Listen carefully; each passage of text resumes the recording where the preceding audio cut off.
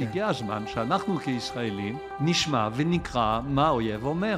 לא מה אנחנו רוצים שהוא יאמר. הוא מתפלל שהוא ימות בג'יהאד, ואללה יחיה אותו, והוא ילך עוד פעם לקרב, ועוד פעם הוא ימות, וככה הלאה. ככה הם גדלים, ככה מלמדים אותם. אני שומע מומחים לאסלאם שאומרים, עם ברברים אין לי עסק ואני לא רוצה להתעסק איתם. זה לא שיטה. אתה חייב לכבד את הצד השני בכל הזוועה שלו כדי להבין אותו, ואחרי זה לבדוק איך אתה יכול לעצור את זה. כשחכם מוסלמי יגיד אני בעד השלום, חייבים לשאול אותו, תגיד לי, מה אתה מתכוון כשאתה אומר שאתה בעד השלום? איזה מין שלום זה? שלום שבו כל העולם מוסלמי. כל העולם הוא בשליטת האסלאם, כי לא מלמדים את מה שאני מספר לך, למרות שהכל מתועד וקיים וישנו, לא מלמדים את זה. הסיכוי שמישהו ייקח את התפיסות העמוקות שלו ויזרוק אותם לפח כדי לאמץ גישה שמתחשבת במציאות, כמעט בלתי אפשרית. טוב, האורח שלי היום הוא דוקטור אפרים הררה. אפרים הוא חוקר אסלאם מהחשובים בישראל. הוא כתב את הספר המדהים ג'יהאד בין הלכה למעשה, והוא מההוגים וחוקרי המזרח תיכון שהכי מבינים את הרעיונות שעומדים מאחורי הרצונות של מדינות האסלאם בכל העולם. מה שלומך אפרים? תודה רבה, מה שלומך אתה? בסדר גמור, כמה שאפשר. אני אשמח להתחיל משאלה מאוד רחבה ברשותך. מהו ג'יהאד? טוב, באמת שאלה רחבה. נתחיל מהערבית. ג'יהאד זה שם הפעולה של הפועל ג'הדה, שזה אומר לרכז מאמצים. ג'יהאד זה ריכוז מאמצים. ריכוז מאמצים למה? זו השאלה למעשה. ועל זה עובדים על המערב בעיניים בצורה מאוד ברורה. כי זה ריכוז מאמצים, כמו שאמרנו, למה? למטרה של האסלאם, כפי שהיא גובשה בימי הביניים, על ידי פוסקי ההלכה שלהם. והמטרה, למרות שהיא לא הייתה כל כך ברורה בימי מוחמד, היא השלטה של האסלאם, של חוק האסלאם, על כל העולם. יהיה שלטון אללה על כל העולם. והאמצעי הוא ריכוז מאמצים. מה זה אומר ריכוז מאמצים? רוב המקרים זה יהיה מלחמה. ולכן אתה רואה בחדיס, אני צריך להסביר מה זה חדיס, כן? כן.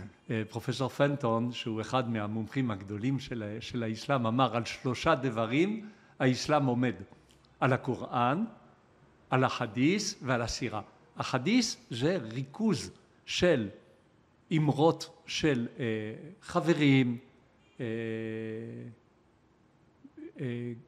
אנשי צבא, נשותיו של מוחמד, שמספרים את המעשים ואת האמירות שלו. ככה הוא אמר, ככה הוא עשה. וזה דוגמה לכל הדורות. דוגמה לכל הדורות, וזה קובע את ההלכה. כן. ובחדיס הכי מפורסם זה חדיס אל-בוכרי, שנכתב בערך זאת אומרת, הובא לכתב בערך 100 שנה אחרי מות מוחמד, יש כיתב אל-ג'יהאד, כמו שיש ספר על האמונה ועל הטהרה ועל הסחירות, וזה יש על הג'יהאד, ורוב העיסוק שם הוא מלחמה. הוא מלחמה. מלחמה כדי להשיג את השלטון של האסלאם על העולם, בצורה מאוד פשוטה. אמרת על 3 דברים, אז היה לי חסר, אני אשמח לשמוע על הסירה. סירה זה סירת רסול אללה. סירת רסול אללה זה אומר ההיסטוריה של מוחמד. ויש 2 מקורות מרכזיים של אבן ישחק, שהוא המפורסם, תורגם לאנגלית על ידי גיום, אני ממציע לראות אותו, יש אבן הישאם, לא משנה, זה מספר גם על המעשים של מוחמד, מלידתו עד מותו. וגם זה מהווה דוגמה, כי הסונה, שהיא מרכזת 85% מהמוסלמים בעולם, זה הרבה, כן, יותר ממיליארד איש, כן. רק הסונים, סונה זה אומר לחכות את ההתנהגות של מוחמד, כי הוא קובע את הטוב. זה לא טוב מוחלט כמו שאנחנו רגילים ביהדות. כן. ממש לא. זה המעשים שלו. אז לכן זה ריכוז מאמצים. יכול להיות שריכוז המאמצים הוא דרך, לדוגמה, דעווה, הקריאה לאסלאם, או דרך השתלטות בדרכי שלום. לדוגמה, השייח קרדאווי, שהוא היה לא מזמן, הוא נפטר לא מזמן, היה מנהיג של האחים המוסלמים, החמאס שייך לאחים המוסלמים, עם ספר שהוא כתב על האסור והמותר באסלאם, זה הספר הכי נמכר בעולם המוסלמי אחרי הקוראן. והוא אמר שפעמיים האסלאם נכשל בכיבוש אירופה. ב-732, שהצרפתים עצרו אותם, וב-1683, כשנעצרו על ידי סובייבסקי הפולני בשערי וינה. אז הוא אומר, הפעם השלישית לא חייבת להיות דרך מלחמה, יהיה פתחון סילמיון. זאת אומרת, ניצחון וכיבוש בדרכי שלום. איך דרכי שלום? המוסלמים יגיעו לשם, הם יהיו מספיק רבים, והם יקראו לילידי אירופה להתאסלם, עד שהם ישלטו. כן, ואז לכן זה יהיה ג'יהאד שהוא לא במלחמה. האמנה של החמאס אומרת שמי שכותב מאמר יפה, ישע ששכנע בצדקת האסלאם, גם זה ג'יהאד. אתה מבין? כן, עכשיו, אני מנסה להבין, אבל האם במה שאתה אומר, שג'יהאד אומר, כאילו, אפשר להכליל שלום בתוך ג'יהאד? באופן... רגע, נסביר. בגדול, בימי הביניים קבעו שהעולם מתחלק לשניים. מה שנקרא דארול אסלאם, דר, בית של האסלאם. מה זה בית של האסלאם? כל שטח שנכבש אי פעם על ידי המוסלמים. גם אם אחרי זה הפסידו אותו, נשאר לעד דארול אסלאם. ויש מקומות שעדיין לא נכבשו על ידי האסלאם, וזה נקרא דארול חרב. הבית של המלחמה. חרב, חרב, זה דומה, זה בית של המלחמה. ומתי יש שלום? כשכל העולם יהפוך להיות דארול אסלאם. ואז יקרא דארול סלאם. אז לכן כשחכם מוסלמי יגיד אני בעד השלום, חייבים לשאול אותו, תגיד לי, מה אתה מתכוון כשאתה אומר שאתה בעד השלום? איזה מין שלום זה? וזה אומר שלום שבו כל העולם מוסלמי. כל העולם הוא בשליטת האסלאם, הוא לא מוסלמי. הבנתי. אתה תרצה להישאר נוצרי או יהודי, יהודי זה כבר יותר בעייתי, נגיע לזה. כן. יהיה לך מותר אם תסכים לתנאים המשפילים שיהודי חי בהם בשלטון האסלאם. עכשיו, יש נקודה חשובה מאוד, כי אנשי המערב והרבה מאוד מהחוקרים שהם ממומנים על ידי קטר ואחרים מספרים, יש את הג'יהאד הגדול, ג'יהאד הלבבות. זה הג'יהאד נגד היצר, הג'יהאד הפנימי, והוא אמיתי, הוא קיים מראשית האסלאם. יש ג'יהאד כזה, כמו שאצל היהודים כי תצא למלחמה על אויביך, ברור שפשט התורה הוא אומר מה קורה כשאתה יוצא למלחמה, והחכמי החסידות וחכמים אחרים אמרו, זה המלחמה נגד היצר הרע שלך. בסדר. אממה, אתה לא תמצא אף חכם בעל שיוך קומה בכל תולדות האסלאם, שיבוא ויגיד שהג'יהאד הזה של הלבבות בא במקום הג'יהאד הקטן שהוא המלחמה. להפך, יש סימביוזה, יש סינרגיה בין השתיים. וככה פוסקים הגדולים מהמומחים שלהם, מהחכמי האסלאם, שהיו גם בנגלה וגם בנסתר, כי הזרם הסופי, שהוא הזרם המיסטי של האסלאם, דגל בג'יהאד הלבבות. אבל אותם מיסטיקנים גם דאגו לזה שראשי האסלאם יעשו את הג'יהאד לפחות פעם בשנה, כמו אל-ע'זאלי לדוגמה, שהוא אחד מגדולי הפוסקים המוסלמים מימי הביניים, חי פחות או יותר בתקופה של רש"י במאה ה-11.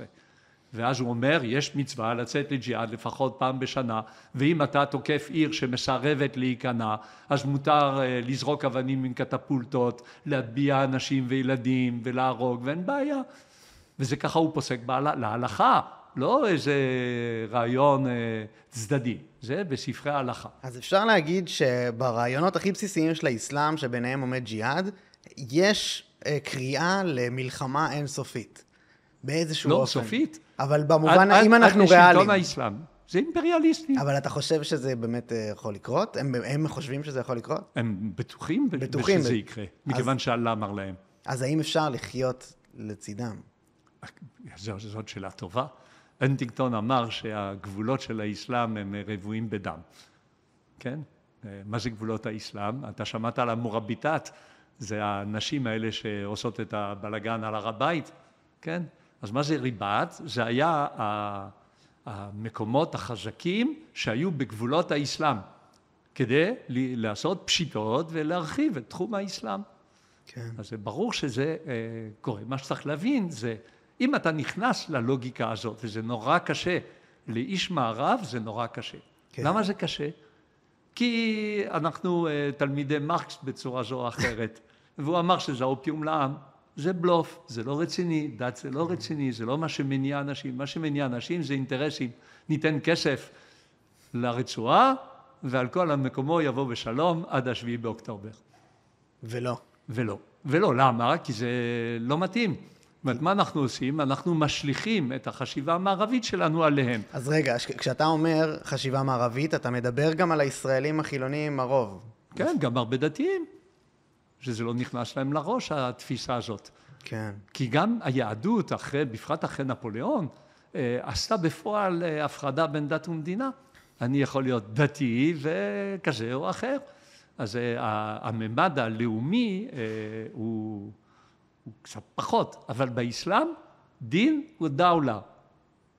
דת ומדינה.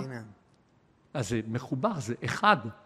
זה לא שהם מכניסים את הדת לעניינים, זה חלק אינטגרלי, ככה הם חושבים. מה עוד אז המערביים והישראלים לא מבינים בנושא? אז זה קודם כל הפן הזה. 2, זה החשיבה המטריאליסטית, והחשיבה שהאינטרסים הם קובעים. ברור שהאינטרסים קובעים, כן? זאת אומרת, כשם שאסור לעשות את הרדוקציה ולהגיד הכל הוא אינטרסים, אסור גם להגיד שהכל הוא דת או מניעים דתיים. יש אינטרסים, ברור, אבל למחוק את הממד הדתי זה טעות סדר ראשון, ומשלמים עליה ביוקר. כן?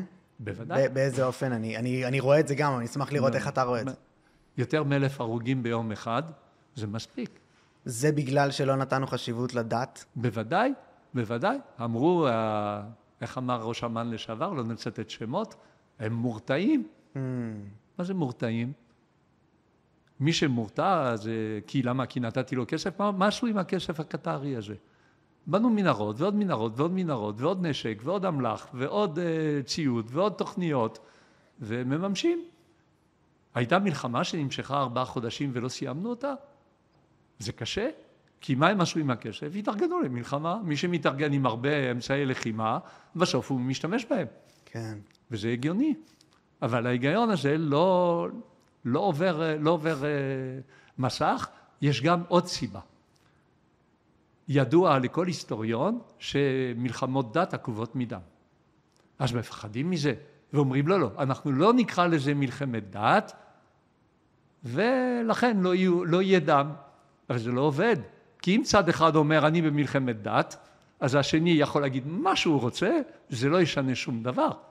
ואם המחים המוסלמים רואים את מדינת ישראל ככובשת של חלק של דאר אל-אסלאם, כי במאה השביעית עומר, שהיה החליף השני, כבש את כל ארץ ישראל, אז זה חלק מדאר אל-אסלאם. ולכן, מה שהם עשו ב7 באוקטובר, מה זה? זה ג'יהאד הגנתי. שאלת מה זה ג'יהאד? אז צריך להבדיל בין 2 אופנים של ג'יהאד. יש ג'יהאד הגנתי, ג'יהאד אל-חימאיה, שזה כשהכופרים, הלא מוסלמים, כבשו מחדש חבל ארץ שהפך להיות חלק מדאר אל-אסלאם.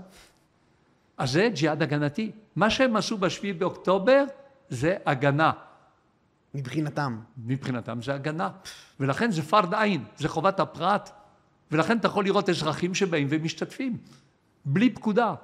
כי זה מצווה. לא צריך, כי זה מצווה על הפרט. כן. והשייח קרדאווי שהזכרתי אותו מקודם, התיר לנשים מוסלמיות לבצע פיגועי התאבדות.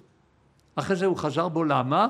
כי כבר לא צריך, כי אפשר לעשות את זה באמצעים אחרים, מטענים, יש שיטות, אבל הוא התיר את זה, בלי רשות של בעלה. באסלאם זה מהפכה. אבל למה? כי זה ג'יהאד הגנתי, פרד עין, חובת הפרט. משחררים אדמה. ויש ג'יהאד התקפי. ג'יהאד התקפי, תדע, זה רק אם יש מנהיג לאסלאם. אם אין מנהיג לאסלאם, אתה לא יכול. זו הסיבה שהמדינה האסלאמית, דאעש, היא משכה אליה כל כך הרבה אנשים. כי הייתה הנהגה. כי, איך קראו למנהיג הראשון? לא זוכר. אל-בגדדי, אל-קוריישי. כן. מה זה קוריישי? שייך לשבט קורייש, זה השבט של מוחמד. ולפי הסונה, רק מי שהוא מצאצאי השבט של מוחמד יכול להנהיג את האסלאם. לכן כל המנהיגים של דאעש הם שייכים לזה. אז למה זה מושך? כי סוף סוף אני יכול לממש את התכלית של האסלאם, שזה שליטה של על כל העולם. שליטה מדינית ומשפטית על כל העולם, ולכן זה משך. אבל מה שאנחנו חווים כאן זה ג'יהאד הגנתי. ולכן אנחנו כולנו אשמים.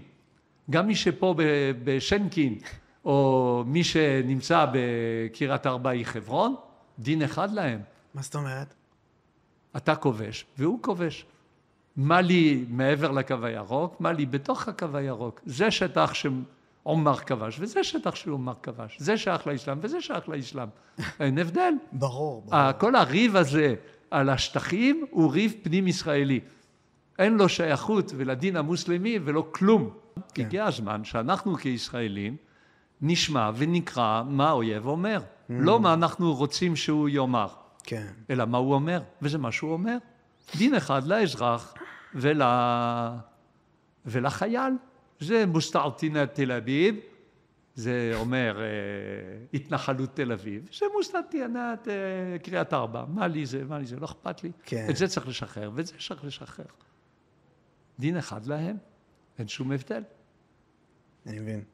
עכשיו, על השאלה הראשונה שלך, על הג'יהאד, עכשיו נשאלת השאלה, והיא המחלוקת בין הזרמים השונים, איך עושים אותו. תכלית אחת, השלטת האסלאם על העולם.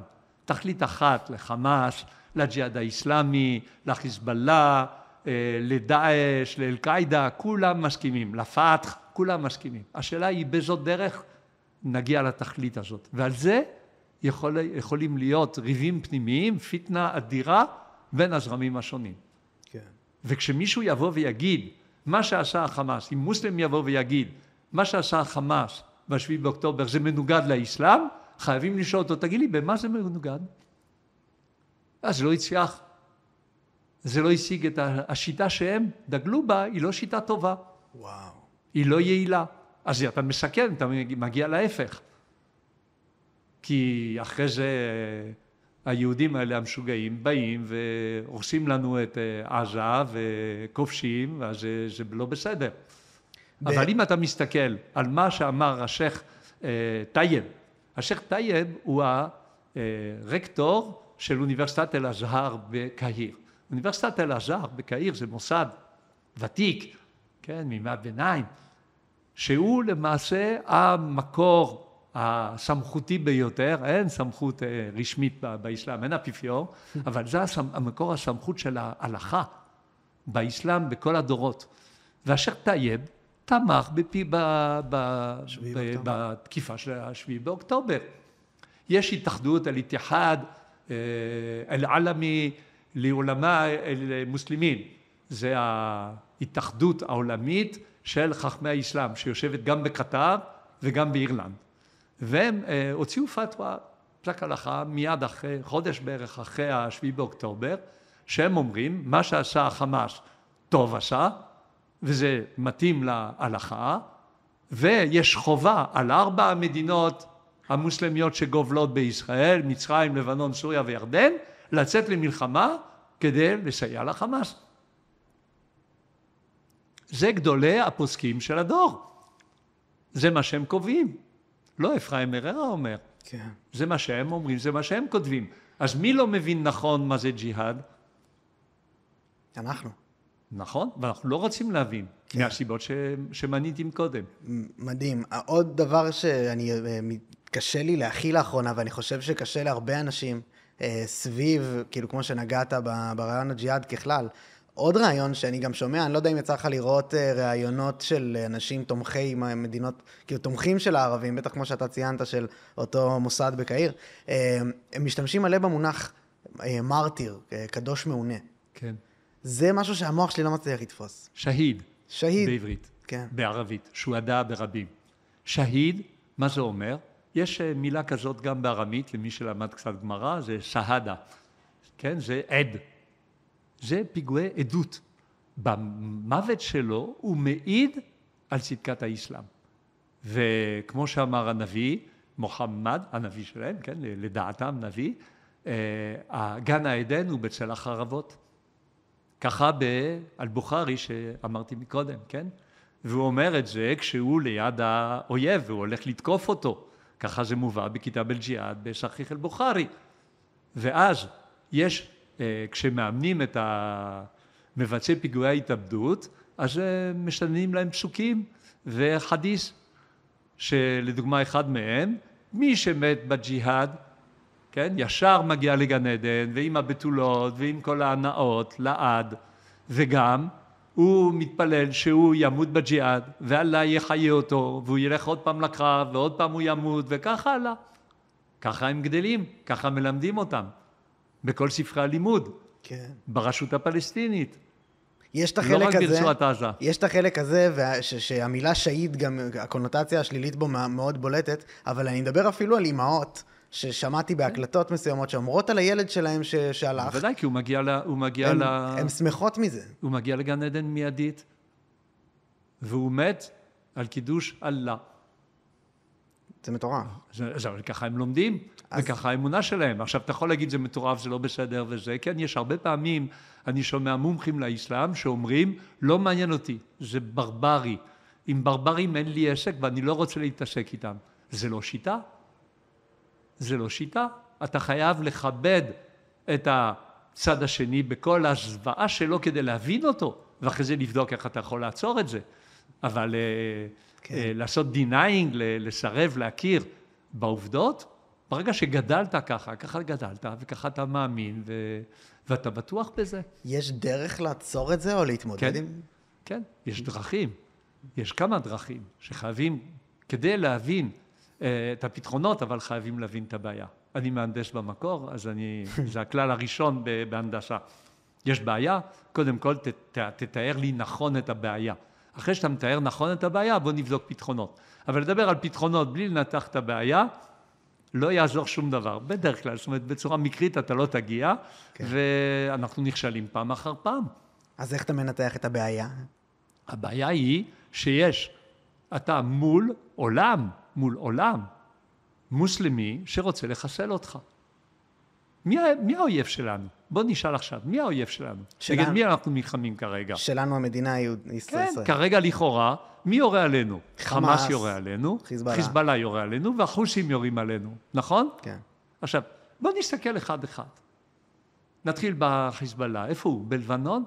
לבנון מדינה ענייה בטירוף, עם חוב לאומי אדיר, 150% מהתוצר. יש חשמל כמה שעות ביום. אין לה כסף, אין לה אוצרות טבע. מאיפה יש לה כסף? מאיפה יש לחיזבאללה את כל הנשק שלו? החות'ים בתימן, המדינה הכי ענייה בעולם. 75% מתחת לסף העוני, זאת אומרת, סף עוני אובייקטיבי, כן? אולי $1.50, כמה דולרים ליום. כלום. מאיפה יש להם נשק שמגיע מתימן עדנו, שצריך כיפות ברזל וחץ כדי לעצור אותם? מי נותן להם? איראן, נכון? עכשיו, חמאס. תגידי, איזה אוצרות טבע יש בעזה, חוץ ממלפפונים ודגים? הייתי שם, מכיר. מה יש? כלום. מאיפה הכסף? קטר? קטר. נכון? אז קטר ואיראן. שמזוהות עם האחים המוסלמים. לא. קטר מזוהה עם האחים המוסלמים, והוא מממן אותם. ויש לו את הכלי, השופר הגדול האדיר שלו, שזה אל-ג'זירה. כן, אתמול הורדנו רגל אבו עמר, העיתונאי שתיעד את הזוועות ב-7 באוקטובר, והוא עיתונאי, ועדיין אל-ג'זירה פועל פה.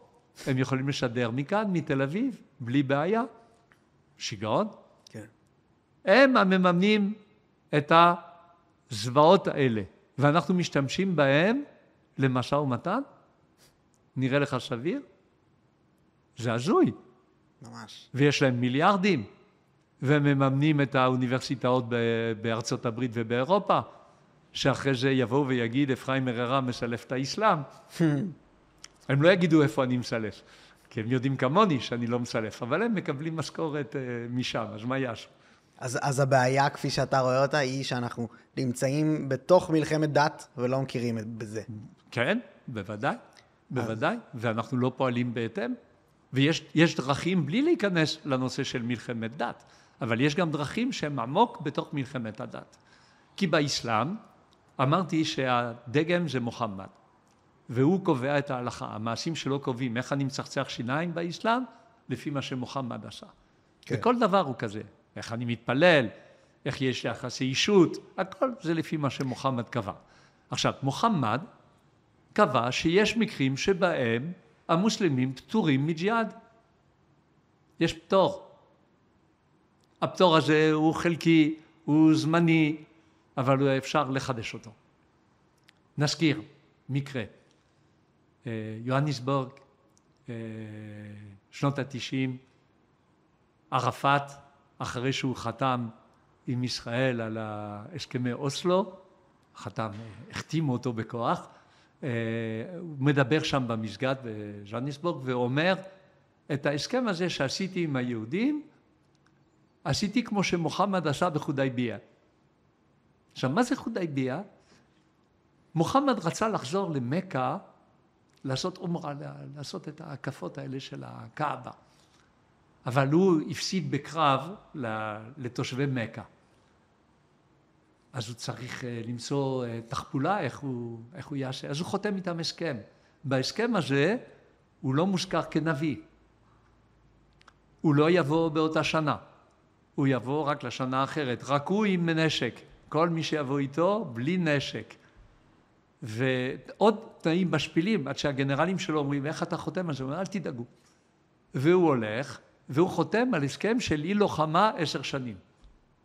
בתוך אותם 10 שנים, הוא עושה כל מיני פשיטות ומלחמות, מתעשר, מתעצם, ושנתיים אחרי זה, הוא כובש את מכה ללא קרב בראש 10,000 חייל. הפרה חד צדדית. זאת אומרת, כשהאסלאם חלש, מותר לו לחתום על הסכם עם האויב, בתנאי שהוא יהיה מולבל ל10 שנים, כי זה ככה עשה מוחמד, ובאותו זמן הוא יתחמש ויתעצם עד שהוא יוכל לאויב. אבל אם 10 שנים הוא לא יתעצם, יחתום עוד פעם. בוא נעשה את זה הרבה פעמים 10 שנים, וזהו. כי לשנות דת זה לא עובד כל כך. אפשר לעשות דקונסטרוקציה של דת. אתה אומר למעשה שהפתרון בעיניך הוא הסכם מדיני? את זה לא אמרתי. אמרתי חייבים לחייב אותם לחתום. אני אתן לך את הדוגמה ההפוכה. כשחמאס רצה לחתום הסכם בזמנו עם ישראל, השייח קרדאווי אסר עליהם. מה היה הסיבה שהוא אסר? הוא אמר, אם הישראלים מוכנים לחתום איתכם על הסכם, סימן שהם חלשים, אסור לכם. הם צריכים להיות חלשים. הדבר הראשון, תחליש אותם. חבר טוב אמר, מה שצריך, סכין חד פעמית בעזה. אין ברזל.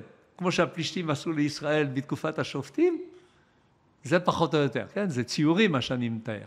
כן. עד שאין להם ברירה אלא לחתום. עוד דבר שחשוב. למה הם נלחמו? הסברתי, ג'יהאד הגנתי כדי לשחרר אדמה. הקרב הוא על האדמה, ככה אומר גם קרדאווי, על ארד, ואסור לוותר אפילו על פיסת אדמה. אם אני לוקח חלק, נניח אזור אלי סיני, שכמעט ואין שם תושבים מוסלמים, ואני עכשיו מלאים אותו, הופך אותו חלק ממדינת ישראל. אז מה השיגו החמאס? ההפך ממה שהם רצו. אז יגידו כולם שמה שהם עשו מנוגד לאסלאם, וגם הם יקנו. אז ראיתי ביקורת על מה שאמרתי, אמרו זה רק ייתן להם יותר חשק. אז כבר מאבדים את ההיגיון. למה? זה תחשוב שיש דו-קרב באגרוף, ואומרים, אל תיתן נוקאוט לשני, כי אם תיתן נוקאוט, יהיה לו עוד יותר רצון להילחם אותם נגדך. באמת. זה לא מסתדר, זה לא עובר את סף ההיגיון הפשוט. כן. אז יש לך פה כלים, זה 2 כלים שהם מאוד ברורים, מה שאמרתי, כן? להפוך אותו למאוד מאוד חלש, זה נקרא דוף אל מומינים, חולשת המאמינים. וזה פותח לו פתח לחתום איתך. רגע, אבל אתה אומר את זה בהקשר של אינטרסים, כאילו? אתה מבין? אתה רוצה להחליש אותו ברמה הכלכלית שלו? או להחליש אותו? לא, ברמה כזאת שתוצאת המלחמה שהוא התחיל אותה, הוא כזה שהוא הפסיד, לגמרי הפסיד. איך זה נראה בפועל, הפסד שלהם? כמו שהיה בקרב של מוחמד באוחוד, שקדם להסכם חודייביה. הם... הבני קורייש האלה שנלחמו במוסלמים, כיסחו להם את הצורה, הרגו להם 70 איש והשאירו את מוחמד, זאת הייתה הטעות, פצוע קשה, עד שהיה לו דם על העיניים והוא לא ראה כלום. ואז הוא הבין שאין לו שום מוצא אחר מאשר דיפלומטיה. ואנשי קוריאה שהיו טיפשים, כי הם חתמו על הסכם בלי לבדוק שהוא לא מתחמש. כן, ישבו שאננים. אז זה אומר... צריך להיות כל הזמן ער. בשפת המלחמה הנוכחית הזאת, מה זה אומר ברמה זה אומר, הפרקטית? עד החמאסניק האחרון, להילחם ולכבוש ולשלוט בצורה מלאה, ואתה לא חייב להישאר אחרי זה שם, אבל להביא למצב שהם הפסידו קומפלט, ואם אתה לוקח חלק מהאדמה הזאת של עזה, בלי תושבים, לא צריך להיכנס לריף פנימי פה, מה אתה עושה? אתה מוסיף מוסלמים פה למדינה, וזה, לא, תעזוב, לוקח רק שטח ריק מאדם. נניח, הקילומטר הראשון, גם יש איזה טעם ביטחוני טוב, אז זה השיג את ההפך. כולם יגידו, כל המוסלמים יגידו, מה שעשה חמאס מנוגד לאסלאם. כל מה שאתה אומר נשמע לי מאוד הגיוני. אני חושב שההנהגה הנוכחית לא תפעל ככה, והיא יותר מונעת מיחסי חוץ בהקשר הזה, כי אולי יש השלכות כאלה על כיבוש, כמה בסגנון. זה לא רק ההנהגה. אתה מדבר פה על ההנהגה הפוליטית, אבל זה גם נכון לצבא, זה נכון לשירותי הביטחון השונים, זה נכון לאוניברסיטאות, כי לא מלמדים את מה שאני מספר לך, למרות שהכל מתועד וקיים וישנו, לא מלמדים את זה, פשוט פס על זה, והסיכוי שמישהו ייקח את התפיסות העמוקות שלו ויזרוק אותם לפח כדי לאמץ גישה שמתחשבת במציאות, היא כמעט בלתי אפשרית. זאת אומרת, אם אין חילופי גב רציניים מאוד בכל הרמות וגם במדיה, כן, כולם מבקרים את הממשלה, בצדק, הפשלה היא של הממשלה ושל העומד בראשה ברגע שהדבר הזה קרה תחת המשמרת שלהם, אבל הם גם תמכו בהעברת כסף קטרי לעזה, וגם קראו למשוגעים ומשיחיסטים למי שאמר שזה מסוכן וצריך לטפל בראש הנחש הזה. אז התקווה שישנו דיסקט, יעזבו את הקונספציה, היום ראית מה עושים? עושים רדוקציה לקונספציה. מה זה קונספציה? זה כל מי שלא חושב כמוני. כן, המילה הזאת. ואז יש לי קונספציה שגויה, כי אני לא חושב כמוה, אבל הקונספציה הייתה ברורה. לא לקחנו את הממד של הטענות של האויב עצמו, והשאיפות של האויב, כפי שהוא כותב את זה, הוא כותב גם דברים יותר גרועים. סוף שנות ה-80, מנשר של האחים המוסלמים בעזה, שואל את השאלה הבאה, אם אללה כל כך אוהב אותנו, איך זה שהוא נתן ליהודים לעלות מ100 מדינות לפה? איך יכול להיות? הוא אוהב אותנו המוסלמים, לא את היהודים, הבזויים האלה. מה התשובה? זה יעזור לנו לחסל אותם בבת אחת, במקום לחפש אותם בכל מדינה. עכשיו, המקום של היהודים באסלאם, אם לא לומדים אותו, אז יש טעות סדר ראשון, ולא מלמדים. אם תיגש למוזיאון האסלאם, לדוגמה בירושלים, אתה תראה שהם מחקו. וכשאתה הולך ושואל, אז בורחים. כי היהודים היו הראשונים שהתנגדו לאסלאם. מוחמד מאוד רצה שהיהודים יכירו בו כנביא. למה? כי אנחנו היהודים אומרים שיש דבר האל אל האדם. נבואה זה המצאה יהודית כמעט. אז הוא רצה לקבל גושפנקה, ולא נתנו לו. הוא תקף את השבטים היהודים, בטענה שהם נלחמים בו. זה רק מגילויים של אללה, לא לפי נתונים של השטח. אז הוא נלחם בהם. אז הם אויבי האסלאם מההתחלה. דבר נוסף, אנחנו רצחנו את מוחמד. אנחנו רוצחי נביא האסלאם. יש איזה סיפור גדול, איך זה קרה, אבל לא משנה הרבה. ואנחנו גם עובדי אלילים. אנחנו עובדים את עוזייר, שהוא היה עזרא הנביא, כן, שכביכול בא וחידש לנו תורה והפכנו אותו לאל. ולעתיד לבוא, בקרב האחרון של האסלאם, הוא יהיה בין המוסלמים ליהודים. בראש היהודים יעמוד הדג'אל, איזה דמות מוזרה כזאת, מכוערת, עם עין אחת באמצע המצח, וצבאות האסלאם יבואו, ילחמו ויחסלו את היהודים. אז אני שומע כמה דברים. אחד זה שבחינוך שלנו אנחנו לא נותנים מקום באמת לדת, ולכמה היא חשובה בעיני המוסלמים, ובאיזה מקום לא רק אנחנו... בחינוך, גם בהערכות המדיניות, בהערכות האסטרטגיות. אם אתה לא מכניס את מה שהאויב שואף אליו, ולמה הוא מתכוון, ומה הוא רוצה ולמה הוא שואף, ואתה תדביק עליו דברים שהם לא שייכים למציאות, אז תיכשל. זה חתום שתיכשל. כן. וזה פה בעיה שהיא נוגעת לכל השכבות, וצריך לעשות דיון רציני איתם. מה זאת אומרת? דיון רציני איתם? ללכת לראש אמ"ן ולהגיד לו, למה לא התחשבת? הוא יגיד לך שהם היו מורתעים בעיניו. אבל למה, בטח יש ענף ג'יהאד או ענף חמאס, למה הערכות האלה לא הובאו? נכון. כי אם זה היה מובא, מה היית עושה? מה היית עושה? כל טיפת התראה, אתה ישר שולח כוחות, באוטומט, לחיצה על כפתור. כן, זה פשוט בלי לחשוב. מה צריך דיון בלילה, או לחזור לישון או לא לחזור לישון? לא צריך, כי אתה יודע מה המגמה, ואתה יודע שהם יעשו את זה, גם אם יהיו להם הרבה הרוגים. כי מה עשו? אתה מכיר את המדרש על עמלק? יש מדרש על עמלק שאומר שלמה זה משול? לישראל שהייתה אמבטיה רותחת. ובא עמלק, נלחם בהם, הפסיד, אבל הפך את האמבטיה לפושרת. זאת אומרת, עכשיו אויבים אחרים יכולים להילחם בישראל. אותו דבר עשה החמאס עכשיו. פעם ראשונה שמדינת ישראל מאבדת יותר מ1,000 אזרחים ביום אחד, בתקיפה של ארגון קיקיוני כביכול. אז פתחו את הדלת. להרבה אנשים פתחו את הדלת. כן. הלכה ההרתעה. ואתה אבל על חוסר הבנה של הדבר הזה יכול לקרות. כי אחרת ההיגיון המערבי אומר, מה פתאום הם יעשו את זה? יאבדו כל כך הרבה. מה פתאום? כן, יעשו. גם אם עכשיו הלכה רצועת עזה. אז מה? הראו משהו. כל עוד לא תחזור להיות חזק מאוד, ומראה לכולם שאתה חזק מאוד, אז אתה לא. אז אתה לא, והבוקר יכול חיזבאללה לירות על צפת.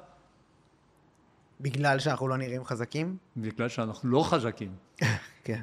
אנחנו חזקים, אבל אנחנו לא, כי לא מממשים. כן. לא מממשים. אתה עושה נסיגה חד צדדית מלבנון.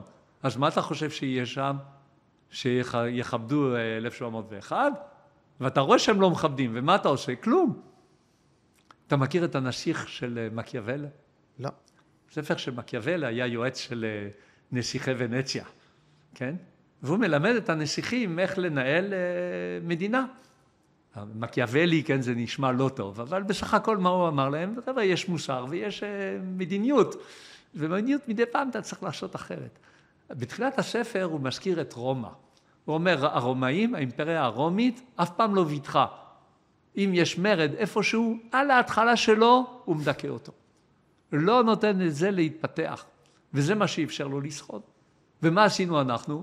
נתנו לחמאס להתעצם, ונתנו לחיזבאללה להתעצם, ועכשיו אנחנו עם בעיה גדולה. עבדך נאמן, לפני הרבה שנים, כשהיו לו רק שערות שחורות על הראש, שמר על עזה כקצין עם 50 חייל. על גוש קטיף? על עזה.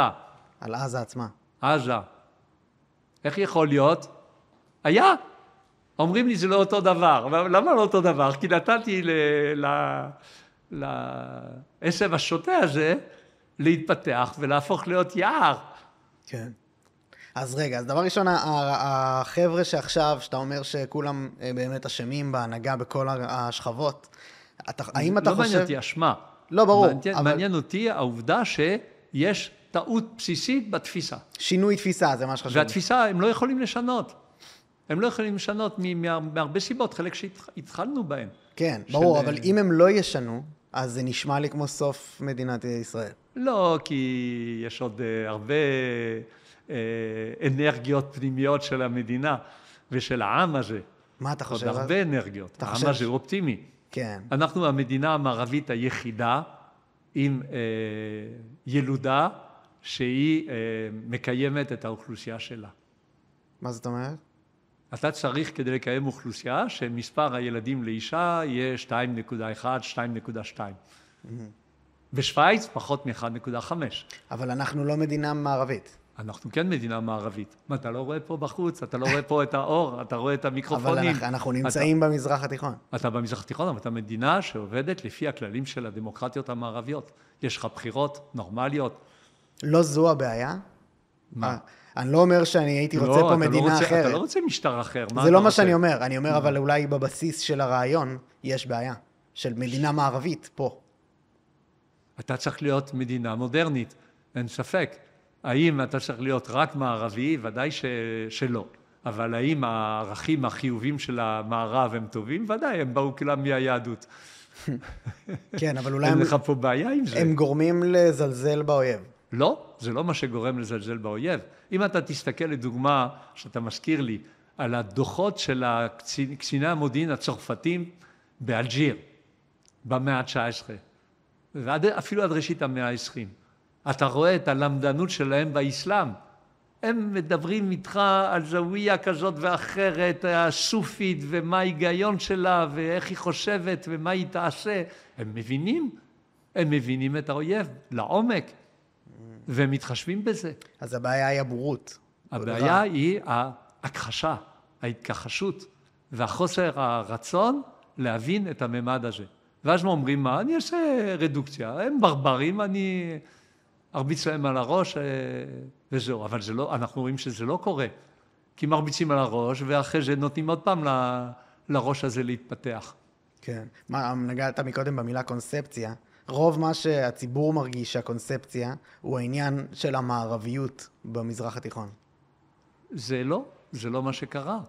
מה שקרה עם החמאס, הוא הובא בתקופת המפא"י כמשקל נגד לפתח, ואחרי זה גם הימין המשיך בקו הזה. אבל לא רצו להבין, כי החמאס יודע לעבוד. השלבים שלו בכיבוש המערב הם ברורים. מתחילים מהגרסרוץ, מהאוכלוסייה. ואז אם יש פשע וזנות וזה, הם עושים סדר. ואחרי זה הם מכניסים לבית ספר, ומלמדים אותם את הג'יהאד הזה, בשלבים, כובשים. כן. אז בהתחלה זה נראה טוב. הם מתקנים את ההריסות, בונים בתי ספר, בונים בתי חולים, ככה הם הגיעו לשלטון במצרים. זאת הדרך. הם עבדו יפה, ואנחנו נפלנו לפח הזה, כי לא רצינו, כל מי שקורא את חסן אל-בנא ואת מייסדי האחים המוסלמים, יודעים את השלבים האלה, לא נופלים בפח של אנחנו רודפי שלום. כן. אני חושש שזה לא עומד להשתנות, וההנהגה עומדת להישאר ברורה בהקשר הזה, בגלל האינטרסים שלה. מי שנכנס לקיר, אז יכאב. כן. בדיוק. יש שתי דרכים, או שאתה רוצה להבין דרך האוזניים, או שתבין במכות, אז המכות יהיו קשות. אין פה כן, נשמע, אבל אתה פחות מסתכל על זה כמשבר קיומי. זה לא קיומי, אלא יהיו מכות כואבות. כי הקיום של עם ישראל הוא קיום... תשמע, אנחנו שרדנו את פרעה ואת הבבלים ואת האשורים ואת הרומאים ואת הנאצים, מי לא? ואת הצלבנים. שרדנו, אבל זה לנו ביוקר. רב. מי שהקורא את היטלר לפני, הוא אמר את מה שהוא רוצה. והרבה הבינו וברחו. אבל הרבה לא הבינו ולא ברחו. והתוצאה היא בלתי נמנעת. אז בעיניך יש הצדקה פשוט קיומית לקיום של מדינת ישראל פה. בלי תלות, מה, אני תלוי במה שהמוסלמים חושבים עליי? מה, אתה כמו סרטר? אתה חושב שמי שמגדיר את היהודי זה הצד השני, הלא יהודי מגדיר אותו? לא, יש לי תוכן עתיק יומין. אבל אמרת שהערכים שאתה מעריך הם ערכים דמוקרטיים של המערב. לא רק. יש לי עוד ערכים שהם יהודים, בסיסיים, והרבה ערכים של המערב באים מאיתנו. אנחנו רוצים חברה צודקת. מאיפה זה בא? מה, קראת בנביאים? אתה קורא את ישעיהו, זה ברור. חזון של שלום. והלכו עמים רבים ועמכו ונחו ונעלה, וחיטטו חרבותם לעתים, וחניתותיהם למשברות, לא ייסגו אל גוי חרב, ולא ילמדו עוד מלחמה. אבל אנחנו כרגע דווקא עם בעיה מול המערב. הבעיה של כל הגישה של הווקיזם היא בעייתית, מכיוון שהיא לא רוצה מדינות. היא אומרת, המדינה היא השורש של המלחמות. כן. בזמן שזה טעות, מה ששורש של המלחמות זה האימפריאליזם. זה כשמדינה רוצה להתפשט. אנחנו לא רוצים להתפשט. ביהדות, בבסיס, אתה לא רוצה לכבוש את העולם. אפילו שאנחנו עושים צרות אפילו לפרט שרוצה להיות יהודי. אבל נגעת פה בניואנס אחד שהעולם המערבי כן ישים אליו לב כרגע, זה כשאתה אומר שאתה לא רוצה להתפשט, עדיין אתה מדבר על לחזור לכל מדינת ישראל שהובטחה לך על ידי אברהם. זאת אומרת שזה לא המצב הנוכחי. זה לא שאלה האם עכשיו כרגע מדינת ישראל לא שואפת לכך. כרגע היא לא שואפת לכך. זאת אומרת, אני מניח שכמעט כל האוכלוסייה הייתה אומרת, אם היה לנו שלום, בר קיימא וזה, היינו מסתדרים. לא זה שורש הבעיה. חזרנו לחמאס ולתפיסה של האחים, שזה כיבוש, כולל בתוך השטח של הקו הירוק. לא, אני אומר שאתה אמרת שיש הבדל שחושבים שמדינות זה הבעיה, והאימפריאליזם הוא הבעיה, כן, הרצון לכבוש. אנחנו לא אימפריאליסטים, גם אם תיקח את כל השטחים עד לפרט, כן, מהנילוס עד לפרט, עדיין זה פיפס על המפה. נניח, כן, אני זורם איתך לקיצוניות. אין פה... האימפריאליסטי אומר, אני שולט על העולם, זה נפוליאון. הבנתי. זה האסלאם, באידיאולוגיה שלו. באידיאולוגיה של ישראל כבר בתורה, אל תצר את מואב, אל תצר את עמון. אתה לא רוצה להתעסק עם זה. כן. זה לא השיטה. יצב גבולות עמים למספר בני ישראל. אז יש גבולות ויש עמים. אפילו בגמרא אתה רואה שבדין האחרון של הקדוש ברוך הוא שהוא דן, אומר, אל תבוא לי בערבוביה, כל עם יבוא בנפרד. זאת אומרת, כל עם הוא עם, מכבדים אותו בגאוניות שלו, בערכים שהוא מביא לעולם. אנחנו לא משתלטים עליו. כן. בסדר? זה לא, ואנחנו לא רוצים לכפות עליו משהו. כי גם כשהמוסלמי אומר, חוזרים ליהודים, כן, דיברנו על מוחמד ועל שהוא הדגם. אז באחד הקרבות היה קרב של חייבר, נגד בנו חייבר. היה שבט יהודי של חקלאים, שהיה חי לא רחוק מאל-מדינה, והיה מספק תבואה ופירות וירקות, כי ידעו לנהל כלכלה עם מעט מים ולגדל. הוא צר עליהם, בא לחסל אותם, אבל מי יגדל? ואז הוא חותם איתם הסכם הדימה.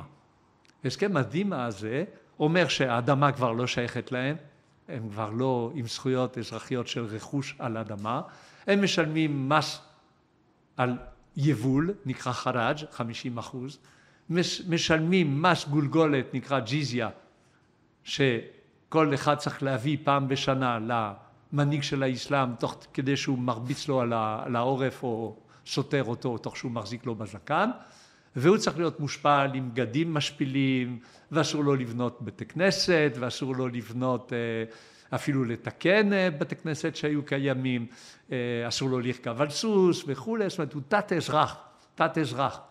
אסור לו למלא שום תפקיד ממשלתי, אסור לו לשלוט על מוסלמים. אז כשאומרים היהודים חיו טוב תחת האסלאם, תציע לאותו מוסלמי שאומר את זה, טוב, נעשה כזה דבר. היהודים שחיים בארצות של האסלאם, תשימו להם את הדימה, ממילא הם זרקו את כולנו משם, ואנחנו נכיל את חוקי הדימה על המוסלמים פה. בוא נראה מה הוא יגיד, תבחן. הוא לא יהיה מבסוט. הוא יתחלחל מסכן, כי הוא יודע שזה תנאים תת-אנושיים, שלא לדבר על פוגרומים שהיו בארצות האסלאם. כן. זה בעייתי. ברשותך, יש שני דברים שנשארו לי פתוחים שאני כאילו ממש אני לא מצליח להבין אותם. אחד זה, האם אפשר להיות מוסלמי ולא להיות, כאילו, לא להאמין בג'יהאד, והאם יש עולם שבו חיים לצד מוסלמים בשלום? בוודאי. אוקיי? בוודאי. ורק אני אגיד את הדבר השני, שהוא זה שפשוט הקיום של מדינה יהודית פה, האם הוא ייתכן כל עוד אנחנו חיים בתוך הג'ונגל הזה? כן. אז שני הדברים האלה. כן. קודם כל, יש הרבה מוסלמים שהם לא רוצים ג'יהאד. לדוגמה, אני פגשתי את השייח שלגומי בצרפת, שהוא אומר שיש זכות קיום למדינת ישראל ואסור לעשות את הדברים האלה שהם עשו, והוא מגנה אותם. את מי הוא מייצג? את עצמו. ואיך הוא חי? עם משטרה ששומרת עליו 24/7, עליו ועל משפחתו. הוא לא מייצג את האסלאם. כן. כל פעם שהיהודים היה להם טוב תחת האסלאם, והיו תקופות כאלה, תור הזהב בספרד, מיד אחרי גירוש ספרד, בטורקיה, זה היה בניגוד לדעתם של חכמי האסלאם, למרות האסלאם. היו מנהיגים, לדוגמה בגרנדה, מאה ה-11, תור הזהב, כן, מתחיל במאה העשירית, נגמר ב-1066, עם הפוגרום בגרנדה, עם אלפי יהודים שנרצחו. איך זה בא?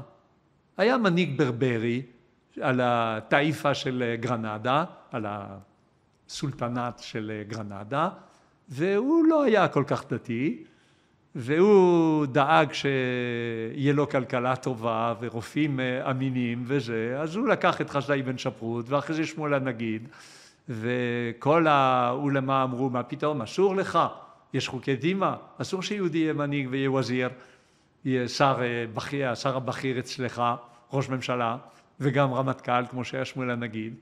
אז הוא אומר, אני מצפצף עליכם. אמרו, אנחנו נלחם בך. אמרו, תלחמו.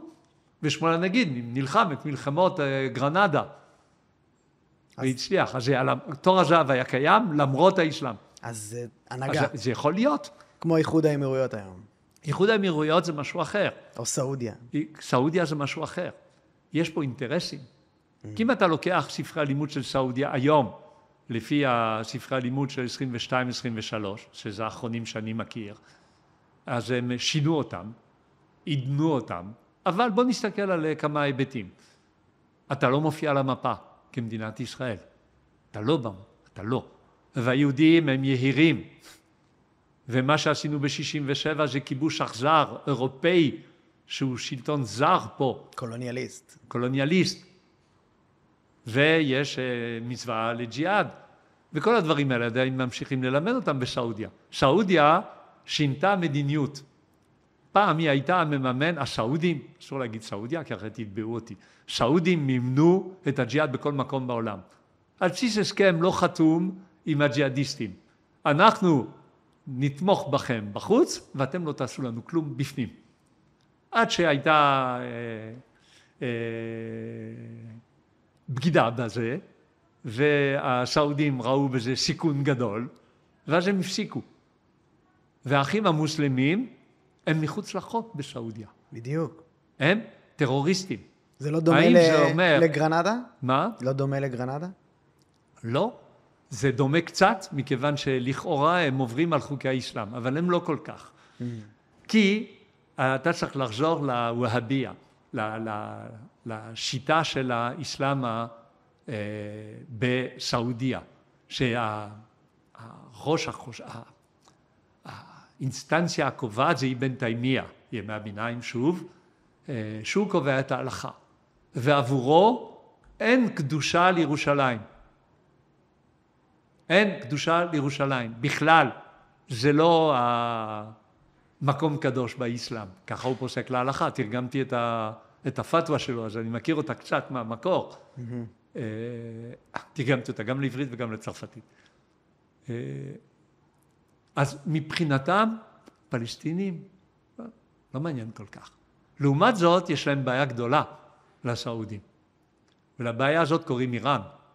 והם בסכנה קיומית, כי הם יודעים שהשיעים האלה רוצים גם כן להשליט את האסלאם על העולם. אבל איזה אסלאם? השיעי. ואז הם מפחדים. אז יש אינטרס. והאינטרס הזה גובר. כן. הוא גובר. וזה טוב. אני לא אומר שזה רע. אתה צריך להתחשב בזה. בדיוק מה שדיברנו עם אינטרסים. כן, הסכמי אברהם היו ממש... הם דבר טוב. כן. הם דבר טוב והם כיוון טוב. מה גם שיש מקורות באסלאם שהחבל ארץ הזה של ארץ ישראל הוא שייך לבנו ישראל. לבני ישראל. עלינו להגיד אנחנו לא יהודים. אני לא יהודי, אני בן ישראל. חזרתי לעיקרי ישראל, עכשיו שחזרתי לארץ ישראל. אני לא יהודי. אז היהודי הוא קוף וחזיר. זה לא יעזור. אתה יודע למה זה לא יעזור? כי אללה אמר את זה, כי זה כתוב בקוראן. אז מי שיגיד שהיהודים הם לא קופים וחזירים, הוא חושב שאללה, הוא לא יודע מה הוא אומר? אללה יעלמו, הוא היודע. אז מי אתה שתכפור בזה? אז תשובתך לשתי השאלות שלי היא שאפשר לחיות פה בג'ונגל הזה, כי הנה אם אתה מכיר את כללי הג'ונגל. ואתה רואה, לדוגמה, את המדינות כמו סעודיה. אל תעשה שלום עם הזאב, ואם אתה עושה הסכם שלום עם הזאב, אז תדאג לזה שהוא יהיה קשור בחבל ולא יגיע אליך בכל צורה שהיא, ותבדוק שמצב השיניים שלו, כן? כן. ותהיה עם אמצעים נגד זאבים. כן. אז העתיד האופטימי של מדינת ישראל הוא עתיד שבו ההנהגות מסביבנו מוחלפות במקום רדיקליות בהנהגות מתונות. לא ברור. תסתכל על כל הסיפור הזה שבא ויגיד, ברגע שהם עוזבים את הדת אז הכל נפטר, נאסר, מה היה? בהתחלה היה מקורב לאחים המוסלמים, אחרי זה הוא רדף אותם באכזריות שאין לתאר, כן? ומה, הוא לא רצה לחסל את מדינת ישראל? עם הרפובליקה הערבית שלו? ודאי שרצה, כי זה נשאר בגנים. איך אמר פעם הרב שרקי לדוגמה, כן? אתה חילוני של דת מסוימת. כן. צרפתי הוא חילוני של הנצרות. כן. אז נאסר הוא חילוני של האסלאם. זה לא ערובה. זה לא ערובה. מה שכן אתה יכול, דיברנו על דרכים, ולא הזכרתי דרך מאוד חשובה. והיא מעוגנת בהסכמי אוסלו. אסור ללמד שנאה של היהודים. אסור. הם חתומים על זה. מה זאת אומרת? בהסכמי אוסלו. מה זאת אומרת אסור ללמד שנאה של היהודים? אסור ללמד ג'יהאד נגד היהודים. כי זה שנאה. איפה זה מופיע? בהסכמי אוסלו. לך תבדוק. פעם משרד החוץ הקים מדד כזה, מדד כזה, שבודק עד כמה יש הסתה נגד היהודים. אסורה הסתה גם לנו וגם להם, אבל זה מה שהם מלמדים. כולל בבתי ספר מוסלמים בארץ. אתה אמרת ערבים, כן? כתבנו לענייני ערבים. כמה הם אחוז מהמוסלמים הערבים? לא 100? 20%. הנוצרים... הערבים הם 20% מהמוסלמים בעולם. פקיסטני הוא לא ערבי, טורקי הוא לא ערבי, איראני הוא לא ערבי. אז כשכתבנו לענייני ערבים, מדבר על טורקיה, על פקיסטן ועל איראן, מה הוא עושה? הכחשה של האסלאם. נקרא להם ערבים. הם לא, מה זה משנה? זה עובר טוב. הסכמי אוסלו היו דבר חיובי? היו קו חיובי? אתה חושב שזה... לא, אני לא אומר שהסכמי אוסלו היו טובים. התנגדתי להם, וכשאמרתי אל תיתנו להם רובים, אז אני לא רוצה להגיד לך באיזה כינויים כינו אותי. וכשאמרתי שהם יראו מעזה, אז גם כן, משוגע וזה, וקיצוני ופשיסט וזה, ואתה שונא שלום, וזה לא, מה, אבל זה המציאות. אני לא עוזר. זה לא עוזר, כי זה נגד האידיאולוגיה, אבל האידיאולוגיה מתפוצצת מול המציאות. העולם הזה לא משתף איתנו פעולה. זה כלל גדול. אז זה לא נוגד את העיקרון של לעשות איזשהו הסכם דיפלומטי פה? לא, אתה יכול לעשות הסכמים, וזה יכול להיות דבר טוב, אם אתה יודע שההסכם הזה הוא יכול להיות בעייתי, כמו שאמרתי עם חודייביה, שהם יכולים להפר אותו באופן חד צדדי ברגע שיהיו מספיק חזקים, כי זה התפיסה שלהם, כן. של הסכם, לא מחייב. בסדר? ועכשיו מה שדיברנו על הסיפור הזה של החינוך לשנאה, חייבים לטפל בזה. וגם, אם אנחנו רוצים להיות ישראל, דיברנו על ערכים שהם מעבר לדמוקרטיה מערבית, אנחנו ביהדות, מבחינת תפיסה של דת, יחידים שאומרים שהמוסר מחייב. מחייב אותי הלכתית. לדוגמה, בנצרות, לא המוסר מציל אותי. מה שמביא אותי לישועה, זה האמונה באותו איש. אני צריך להתנהג טוב, זה יפה, אבל זה לא מה שמביא לישועה. יכול להיות אחד ששמר באושוויץ, והוא מאמין בישו, הוא ינצל. ואותו יהודי שנשאר יהודי שם, לא. זה התפיסה בנצרות. עכשיו, אנחנו יכולים לבוא ולהגיד, בואו נראה את המדינות מסביב פה, מה הן עושות?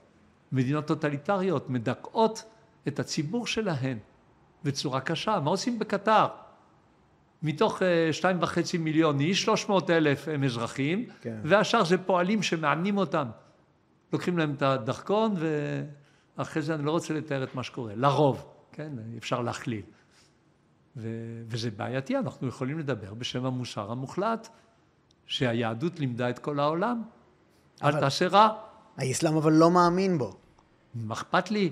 אני צריך להגיד את הדברים. כן. ואני יכול עם זה לשכנע אנשים טובים בכל העולם. פשוט לחילונים ממש קשה לתפוס את הרעיון של לצאת לקרב כמו שהם יצאו בשביעי לעשירי, עם ידיעה שאני עומד למות, כי זה המוסר הטוב. כן, זה לא מסתדר. זה לא מסתדר. היה חלידי בן אל-וליד, אחד מהגנרלים של מוחמד, כשהוא היה בא לכבוש עיר.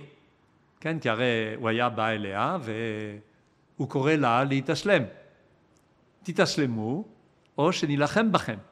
ואז הוא אומר, ותיזהרו, אנחנו אוהבים את המלחמה ואת המוות, כשם שאתם אוהבים את החיים ואת ההנאות. אמר את זה עכשיו אחד ממנהיגי החמאס, זה כתוב באמנה כן, ודאי, הם חוזרים על זה. כן. זה אמרה שהיא ידועה, מופיעה בטברי, בהיסטוריה טברי, מביא אותה.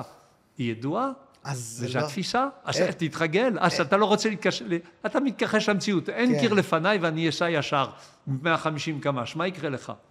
תמות. נו, בבקשה, זה מה שאתה רוצה, תעשה. כן. אבל זה לא פותר בעיה. התכחשות לבעיה איננה פותרת אותה. אז הפתרון הוא להפסיק קודם כל להכיר את הבעיה, לראות את הממדים שבהם אני יכול לפעול כדי לפתור אותה. ואמרתי, יש חלק שהם פנים מוסלמים של חולשת המאמינים, וזה נוגד את האינטרס של האומה, זה מה שנקרא מסלחה בערבית, של אם אני איבדתי שטח בזמן שרציתי לשחרר שטח, זה מנוגד לאינטרס, לכן אני נוטש. אז שני הממדים האלה הם פנים מוסלמים ואפשר לטפל בהם, ולטפל בהיבטים של המוסר הכללי המקובל בעולם, של זכויות אדם והכיבוד ההדדי, שחייבים להיות, לטפל בזה. לדוגמה, ברשות הפלסטינית, הייתי בבית לחם, יותר מ-80% מהאוכלוסייה הייתה נוצרית, היום פחות מ5%. איפה הם? תסלמו? ברחו, כי אנסו את הבנות, גנבו להם רכוש, עזבו. מי דיבר על זה? את מי זה עניין? לא את המערב ולא אותנו. זה לא יפה. נכון? כן. אז מדברים על... כל פעם שמישהו מדבר על זכויות של מיעוטים וזה, אני תמיד בודק האם זה אוניברסלי מה שהוא אומר, או זה נוגע רק לאוכלוסיות מסוימות. ברגע שזה לא עיקרון מוחלט, אז אני מטיל ספק בכנות של הבן אדם. זה אותו דבר גם הפוך, שעל האנטישמיות וכל מיני אמירות ביחסים בינינו לבין ערבים שמדברים עליהם בעולם, לא מתייחסים אותו דבר שיש מריבות בתוך העולם הערבי, כמעט לא מסקרים את זה, זה לא מעניין. לא מדברים, למה אתה הולך לערבים בכלל? בוא ניקח את הפלסטינים. כן. הסורים זרקו עליהם חביות מלאות בחומר נפץ, על המחנות פליטים של הפלסטינים בסוריה. שמעת על הפגנה אחת בעולם? לא. שום דבר. למה? כי זה מוסלמים, הורגים מוסלמים. מי זה מעניין? זה לא מעניין. זאת אומרת, זה סלקטיבי. ממש. אז זה לא עובד. מטורף. אותו דבר ירדן, אותו דבר מצרים. אותו דבר ירדן, אותו דבר מצרים. הייתה תקיפה הבוקר של החיזבאללה. כן, חיזבאללה זה המפלגה של אללה. כן, זה מופיע בקוראן. מול חזב אל-שייטן של המפלגה של השטן. זה ארגון שיעי. הקשרים בין השיעים הלבנונים לשיעים באיראן הם בני מאות שנים. מה זה השיעה? ומה ההבדל בין הסונה לשיעה? אמרנו סונה 85% מהמוסלמים, אז זה משאיר מעט, אבל כמה מאות מיליונים, מאות מיליונים של שיעים בעולם, בעיקר באיראן, קצת בבחריין, קצת בפקיסטן, הרבה בלבנון.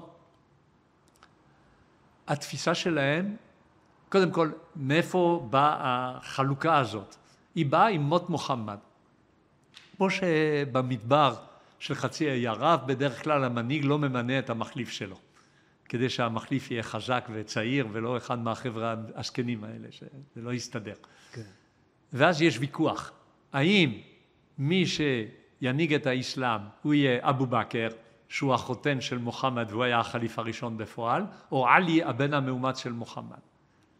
מי שמנצח זה הסונים, כן? ומשם המחלוקת. המחלוקת הבסיסית בין השיעה לסונה, מי ינהיג את האסלאם. בסדר? עבור השיעה, האימאם הראשון היה עלי. הבן שלו, חסן, היה השני. הבן שלו, חוסיין, השלישי. וכך הלאה, 11 אימאמים. מה מאחד את כל ה-11 האלה? כולם מתו מתה לא טבעית. חיסלו אותם. כן. כולם. כשהגיעו ל-12, אמרו, היי, גוואלד, בוא נעצור פה, והוא הוסתר, נעלם. לעתיד לבוא, יחזור. זה המהדי. יחזור בראש הצבא המוסלמי, יכבוש את העולם, יחסל את היהודים, יחסל את הנוצרים, וישליט את האסלאם על העולם. רוב ההיסטוריה, השיעים האלה הם היו מדוכאים עלי אדמות, כמו שנקרא אחד הארגונים שלהם. עד שבאיראן, במאה ה-16, המנהיג שמה החליט שהשיעה תהיה דת המדינה, זה מאחד אותה, אבל עדיין נשארו מיעוט מדוכא, עד 1979. עת חומייני חוזר לאיראן, בחסות הצרפתים, וגם בחסות האמריקאית שקרטר נטש את השאה, והוא כותב ספר שנקרא חוקומה האסלאמי, כתב לפני כן ממש. זה הספר המכונן של השיעה המודרנית. האם זה המשך רציף של השיעה, או שהוא עשה מהפכה בתוך השיעה, זה שאלה פתוחה למומחים, לעניין שלנו והחשוב, עד חומייני השיעים חיכו בסבלנות לבואו של המהדי. אל תתעסק, תאמין את האמונה שלך, תסתיר אותה אם אתה מאוים על ידי הסונים ששונאים אותך, ותחכה בסבלנות. בא חומייני ואומר, לא, אנחנו צריכים לעזור למהדי להגיע. איך נעזור? נתחיל את המשימה שלו. נתחיל להשליט את האסלאם על העולם. האסלאם השיעי. בהתחלה ישירות, כן, עם התפיסה של בני ערובה ותקיפת השגרירות האמריקאית. ראה שזה לא עובד, ואז התחיל לעבוד עם פרוקסי. עובדים עם פרוקסי. מה זה פרוקסי? שלוחה. במדינות שונות, שלוחה שהיא נלחמת. היא נלחמת, ואז אני לא אשם, היא נלחמת. נכון, החיזבאללה זה לא איראן, אבל כפי שהסברתי קודם, מה לבנון, יש לה אמצעים לצייד את חיזבאללה עם 150,000 רקטות וטילים? בוודאי שלא. מי נותן להם? איראן. ואותו דבר החוסים, ואותו דבר בדרום אמריקה, ואותו דבר באפריקה. הוא פרס, הם פרסו את זה. פרס. פרס, בדיוק, ממש ככה. כן. והשיטה היא עקבית, והם מוכנים להרבה דברים, וגם לפעול שלא בהכרח לפי ההיגיון. כי בשיעה זה ביסוד של קרבלה, של האירוע המכונן הזה, שבעשירי הם פוצעים את עצמם בחודש מוחרם, כן, על מותו של חוסיין. למה הוא מת שם? הוא מת כדי להראות שהאסלאם השיעי הוא הנכון. והזה של מועאוויה, זאת אומרת, הסונים שהיו באותה תקופה, הם כופרים, הם לא אמיתיים, זאת אומרת, הם מוכנים למעשים לא הגיוניים כדי להראות את צדקת הדרך שלהם. זה יכול לקרות, הם גם פועלים לפי אינטרסים, אבל מדי פעם גולשים לדברים לא הגיוניים. כמו שקרה במאה ה-19 שאיבדו שטחים לרוסיה.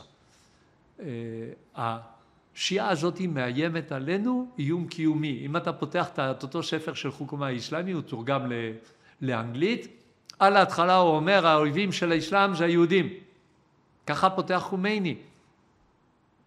ואם אתה לוקח את החוסים שבתימן, הרי אין אף יהודי היום בתימן, אין לנו סכסוך גבול, אין לנו כלום. מה הסיסמה של החוסים? אתה מכיר? זה הולך ככה, אללהו אכבר, זה הראשון, לא צריך לתרגם.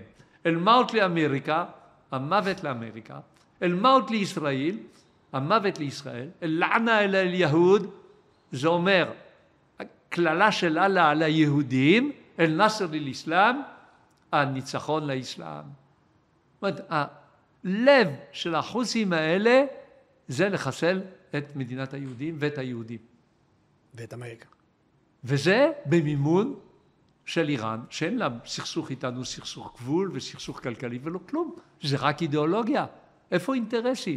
בין הסונים לשיעים, מי יותר אז קיצוני או רע? שניהם אותו דבר בהיבט הזה, שניהם עם אותה מטרה. השאלה היא, כל הזמן היה ריב ביניהם. כל ההיסטוריה זה ריב ביניהם. ולרוב סונים מקשרים את הצורה לשיעים. אותו שייח קרדאווי שהזכרתי, הציע הצעה לשיעים. הוא אמר, חבר'ה, יש לנו כרגע אויבים משותפים. בואו נשאר בינתיים סחבק בינינו. אתם לא תטיפו לאסלאם השיעי אצלנו הסונים, אנחנו הסונים לא נטיף לאסלאם השיעי אצלכם, ניפטר מהאויבים ואחרי זה נגמור את החשבונות בינינו. הם לא קיבלו את זה, אבל בפועל זה פחות או יותר מה שקורה. ואתה רואה את האינטרס המשותף הזה, ציטטת את הכספים שהחמאס קיבל מאיראן, מצאנו עדויות לזה, מצאנו את העשרות מיליונים בספרים שלהם שהם קיבלו. הג'יהאד האסלאמי מקבל את זה בצורה ישירה, כן? עד כדי זה שהדאעש קוראים לחמאס טרוד, זאת אומרת הם כופרים, הם עובדי אלילים מזה שהם מקבלים כסף מהשיעים הארורים האלה, כן? אבל עדיין אתה רואה שהשיתוף פעולה הזה עובד איכשהו. ואתה רואה את המסר גם, שהוא, אם אתה מבליט אותו, הוא פתאום הופך להיות ברור. מה טוענים הקטרים והמצרים והירדנים והסורים והחיזבאללה והאיראנים? חבר'ה, תנטשו את ישראל ועל כל המקומו יבוא בשלום. למה אנחנו תוקפים אוניות? כי הן הולכות לישראל. למה אנחנו תוקפים? כי אתם תוקפים בעזה.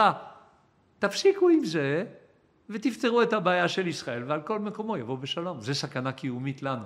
כן.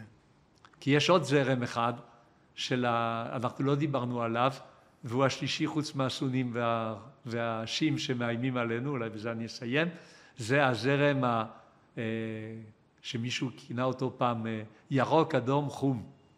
ירוק זה האסלאם, אדום זה השמאל הרדיקלי, וחום זה הימין הקיצוני באירופה. והברית הזאת, הלא כתובה בין השלושה, היא עושה שמות. לדוגמה, בצרפת יש לך מפלגה של מלנשון, שהיא תומכת בחמאס. תומכת בחמאס, והיא כבר כמעט אנטישמית בהתבטאות שלה. והיא שמאל? והיא שמאל, והיא שמאל. אז אמרת אבל ימין קיצוני. ואתה רואה בסקוטלנד או באירלנד, שזה הרבה פעמים נוצרים אדוקים, שהם בצד של החמאס. נכון, הם מאוד תומכים. אבל אמרת נכון, ימין... ואמרתי את ההתאחדות הזאת של האולמה שהזכרתי מקטר, הם גם יושבים באירלנד. כן, אבל באירופה לא אמרת ימין קיצוני? מה זה? גם ימין קיצוני נמצא שם. הרבה פעמים, שהם בברית כזאת, שהם גם נגד היהודים. אני לא הבנתי את הימין הזה, את השמאל ואת יש ימין קיצוני מסורתי באירופה. אם אתה לוקח אפילו בתחילת המאה ה-20, יש מפלגות שמתמודדות לבחירות בצרפת עם למעשה התוכנית שלהם, כן, היא אנטישמית. האנטישמיות צריך להיפטר מהיהודים. ימין, אתה מתכוון פשיסטי נאצי? כן, פשיסטי נאצי או פשיסטי נוצרי. הבנתי. אדוק, שאם הם הווירוס ישראל, אז מה אנחנו פה? כל עוד היינו מושפלים, אז אנחנו מעידים בשפלותנו, כן? זה אגוסטינוס ותומאס איש אקווינו, כן. בשפלות של היהודים בארצות נכר, זה מעיד על צדקת הנצרות. אבל אם פתאום חזרנו פה ואנחנו מדברים פה לבושים יפה ושקטים, אז זה סימן שהנצרות לא צודקת. אז אחד הפתרונות זה בוא ניפטר מהיהודים דרך ישמעאל. לא יודע אם ראית, היה עכשיו ראיון של פוטין עם טאקר קרלסון, שממש כאילו מסוכר מאוד והגיע להמון מקומות. אחד הרגעים שם פוטין אומר באופן ישיר שהם לא יפסיקו את המלחמה עד שהם לא יתארו את אוקראינה מנאצים. כן. על הנאצים האלה הוא מדבר, על ימין קיצוני? אני לא יודע להגיד לך, לא קראתי ולא עיינתי. כי הרבה מהפרופגנדה של רוסיה. פוטין, תראה, רוסיה, האורתודוקסיה הרוסית, הנצרות האורתודוקסית הרוסית, היא אנטישמית עמוקה. אז היסודות האלה מרוסיה הם קיימים. פוטין גדל ליד יהודים וזה, אז הייתה לו חיבה. האינטרסים יגברו אצלו. כן. אבל הנצרות הרוסית היא קשה. אבל מה שדיברתי זה על המערב. כן, הוא מדבר נראה לי כביכול על אותה נצרות רדיקלית, זה דעתו. מעניין. טוב, כן, אנחנו יכולים לסיים פה. זה באמת היה מרתק, המוח שלי פה נמס מרוב מידע. ממש מדהים. ממש תודה רבה לך שהתארחת, אפרים הררה. לפני שאנחנו מסיימים, אני כן רוצה להגיד על הספר, שאתם יכולים לקנות אותו אצל רועי יזוביץ' באתר. בגרסה הדיגיטלית. בגרסה הדיגיטלית, אין אותו יותר למעשה, נכון. הוא נחטף. כן, טוב, אז שתדעו, אנחנו נצרף לזה גם לינק למטה, אז ככה שמי שמעוניין לרכוש את הספר זו הדרך. זהו, ממש תודה רבה. תודה רבה. תודה שהתארחת, תודה לכל מי שהאזין או צפה, נתראה בפעמים הבאות.